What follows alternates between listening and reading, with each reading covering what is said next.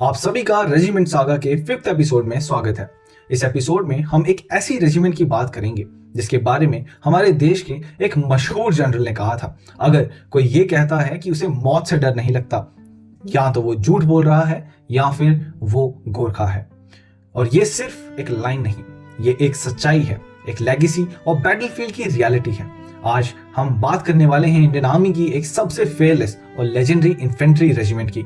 जी हाँ, the Gorkha rifles. Gorkha regiment की कहानी की शुरुआत 1815 में हुई, जब एंग्लो नेपाल वॉर खत्म हुई। ब्रिटिशर्स को यह पता चल चुका था कि गोरखा सोल्जर्स सिर्फ ब्रेवरी से नहीं लड़ते, बल्कि वो जीतने की स्पिरिट से लड़ते हैं और किसी भी जंग का रुख बदल सकते हैं। इसी वजह से ब्रिटिश इंडियन आर्मी ने इन्हें रिक्रूट करना शुरू किया और धीरे धीरे गोरखा रेजिमेंट एक पावरफुल फोर्स का रूप लेकर उभर कर आई।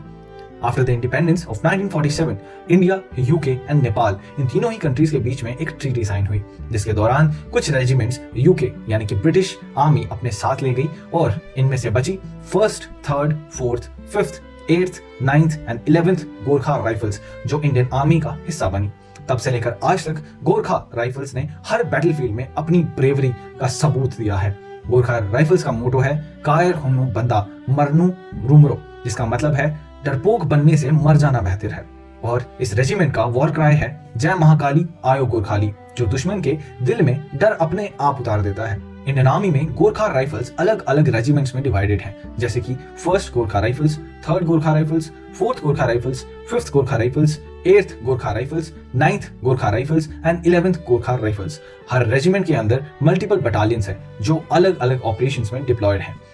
अगर बात करें इन सोल्जर्स की ओरिजिन की, तो गोरखा जवान ज्यादातर नेपाल के हिल रीजन से आते हैं, लेकिन इंडिया के कुछ रीजन्स जैसे कि उत्तराखंड, दार्जिलिंग, असम और हिमाचल प्रदेश के कुछ रीजन से भी इन्हें रिक्रूट किया जाता है। ये लोग बचपन से ही टफ टेरेन में और डिसिप्लिन एनवायरनमेंट में रहते हैं, जिसके कारण इनकी बैटल एफिशिएंसी इन हिली एरियाज में बढ़ जाती है।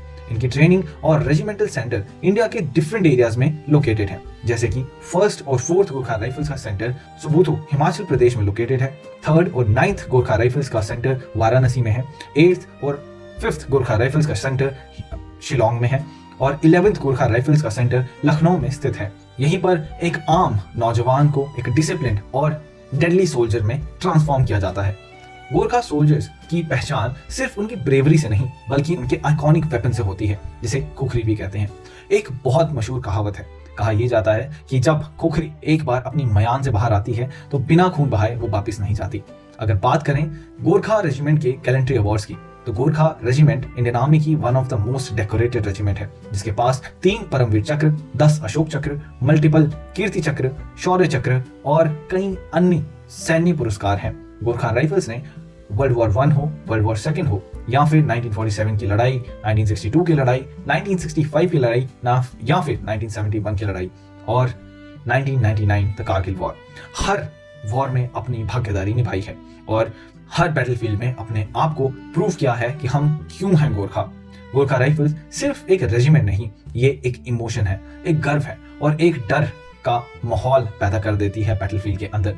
जब तक हिमालयास खड़े हैं तब तक गोरखास का नाम अमर रहेगा। जय महाकाली आयो गोरखाली। अगर आपको यह वीडियो पसंद आई हो तो लाइक करें, शेयर करें और चैनल को सब्सक्राइब करना मत भूलिए, क्योंकि हम इसी तरीके से अलग अलग legendary infantry regiments of Indian army के बारे में आपको इन्फॉर्मेशन देते रहेंगे। और कमेंट में आप हमें जरूर से बता सकते हैं कि आप नेक्स्ट किस रेजिमेंट के बारे में जानना चाहते हैं। तब तक के लिए जय हिंद।